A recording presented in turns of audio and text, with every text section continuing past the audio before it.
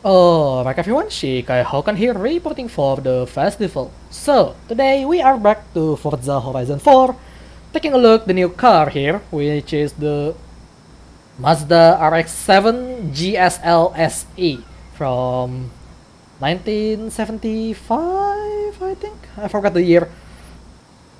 But, yeah, today we are going to take a look on this particular car right here because it's the current season where you can get this car from the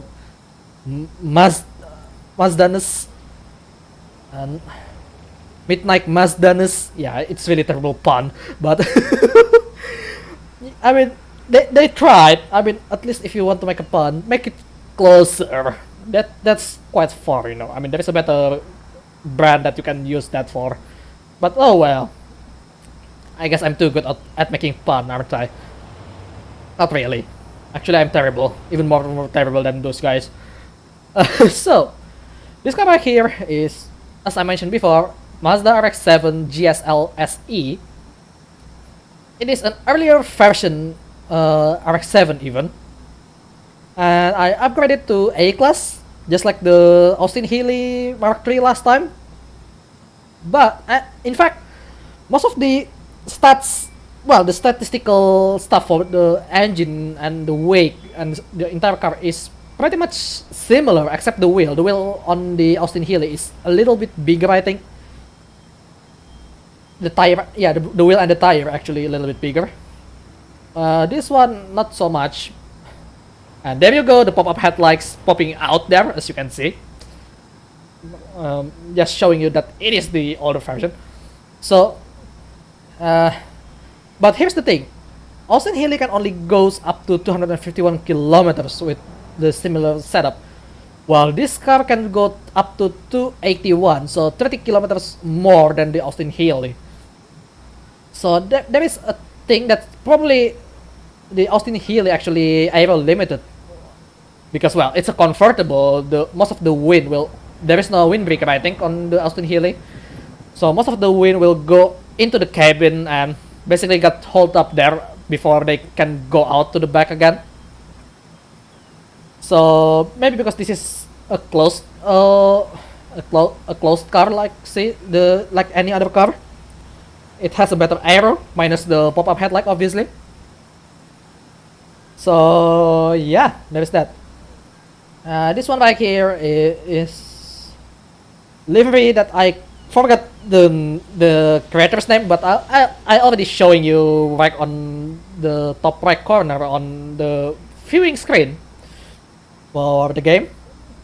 And well, it is based on obviously the one and only Hatsune Miku from Vocaloid.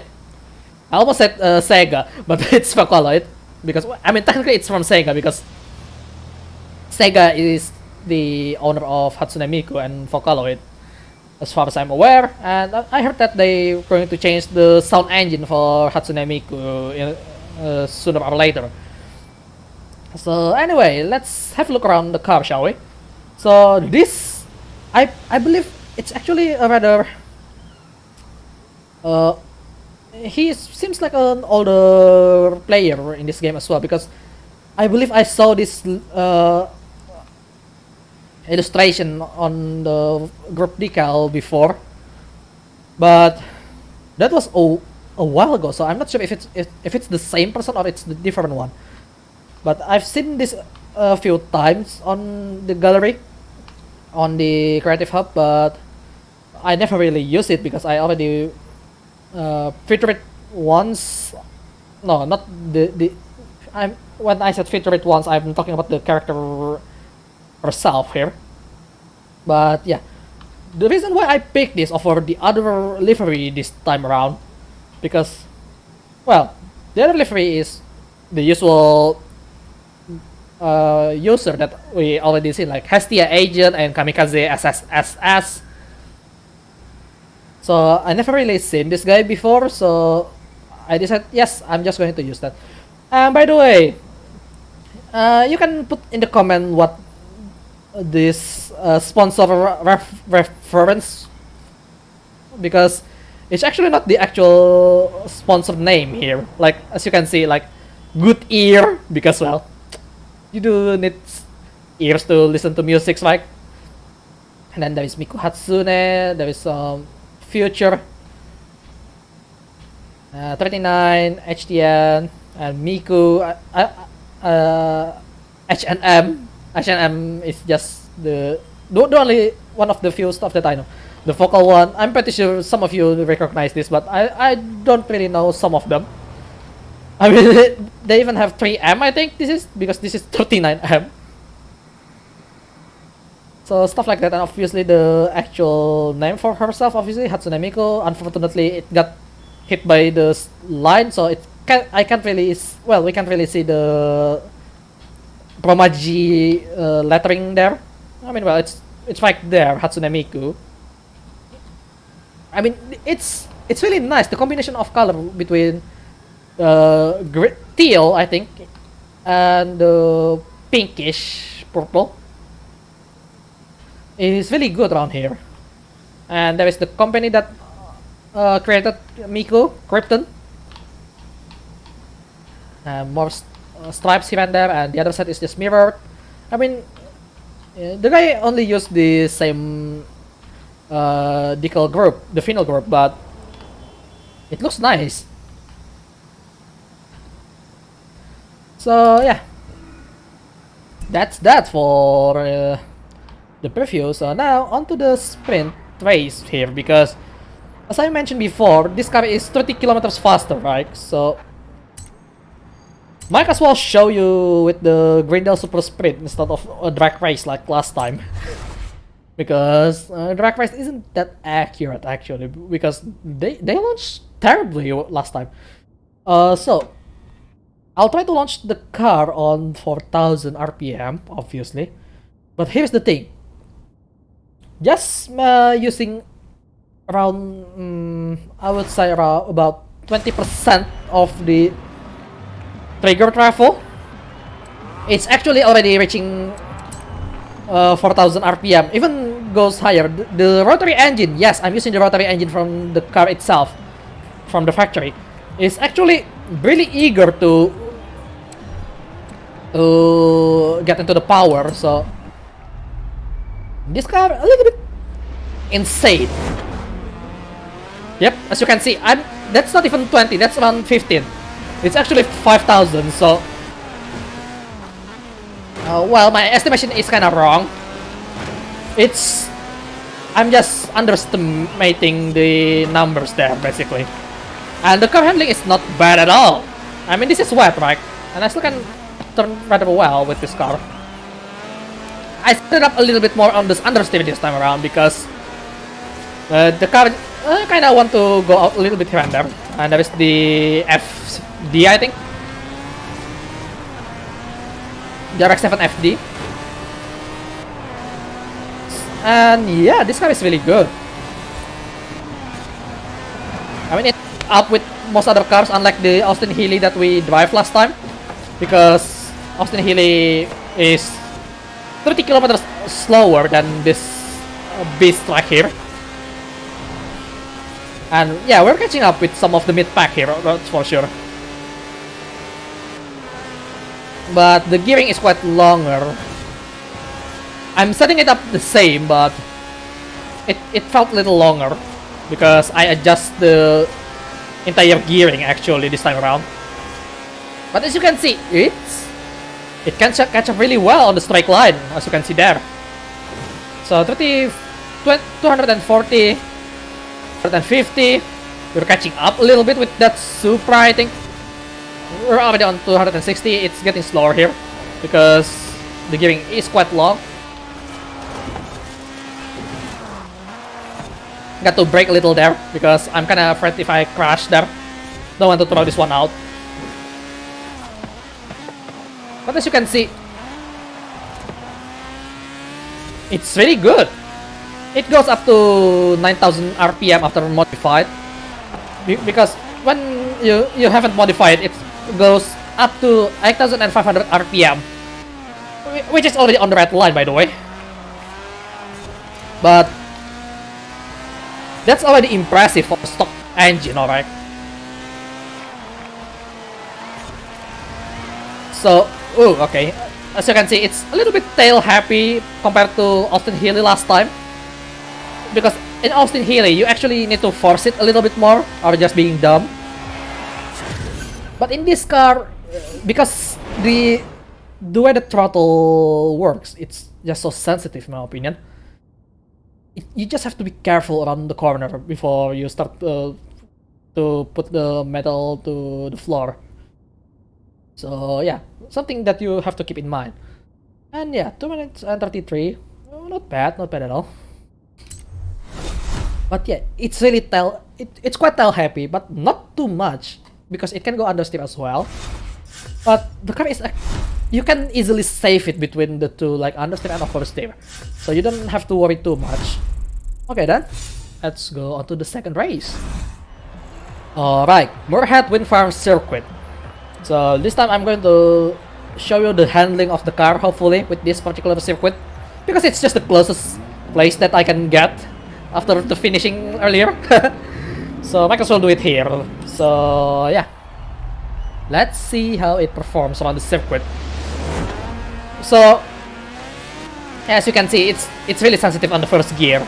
Maybe because I make it shorter to make it accelerate faster. And see how it performs around this corner. Not bad. It doesn't destabilize easily. Okay, a little bit late on the brakes, but it's fine. It still can stop really well with that one. Okay, braking again. So yeah, we already made it to 5th position just with a few corners. It still works really well on the corner. And you don't have to brake just like that AI tried to do it, but I need to brake here because I'm not sure if it's too fast or not. But yeah, I tried to full throttle it and it will slide out, obviously. But not too bad. You still can save it rather easily just by counter steering it. So, you know, this car is nice. That was a huge dive in the corner. Not recommended, but you can do it if you have the guts and the skill. Just a low skill most of the time, but you still have to be careful with your braking because if you brake too much, it will lock up the tire. Oops, a little bit of the bump there. Okay, that's when I said that's why you have to be careful, because I oversteered there. So you do have to be careful. 48, 449. Not bad. I think you can use this for... Yikes, that was a little too much there. But I think we can use this for online race because it do well and it's right around the same performance with the Mugen Civic CRX. The CRX that's come from downloadable content bonus. This one is around that level, I feel. Not too fast still because it's 280 km/h, but it still can keep up, so you can still catch them on with the corner here and there. And best lap is almost sub 48. Oh, just over. Oh, just over. That is really close. My god, that was really close. Seriously. Damn, it is good. But yeah, the car handling is really good, you know. So let's do one more race. This time, let's go with the drag race as last time, because why the hell not? Just to make sure the comparison with the others. The, what is it? I forgot. The Austin Healey, right? So yeah, let's make a comparison to that. Okay, for the last race, obviously, the Juggernaut. We're going to do a long drag race along the straight-ish line here, because it's not really straight. And well, I'm just going to show you how fast it is compared to the Austin Healey. I mean, well, we're going to fight the all-wheel drive here because that's the meta, but we still can keep up. At least with this GTRs. In fact, we are starting to pull away around 4th gear and 5th gear. And, well, they will catch up before the corner, but as you can see back there, that GTR is kind of staying around the same distance. Okay, it started catching up a little bit, but not too much. 270 now. Yeah, that GTR is definitely catching up, but it's not as scary as when you got when the AI catching up with you on Austin Healey. 280, a bit slower when turning, obviously, because it's top of the gear now, and we're going uphill, so it's obviously getting slower because it doesn't have that much power, but it can maintain it for quite a long time. So there you have it, a lot faster than the Austin Healey. We managed to make a distance around 4 seconds there even, wow. But yeah, there you go, the RX-7 GSL-SE from, what year is it again? I keep forgetting what year it came from, but yeah, it is really good.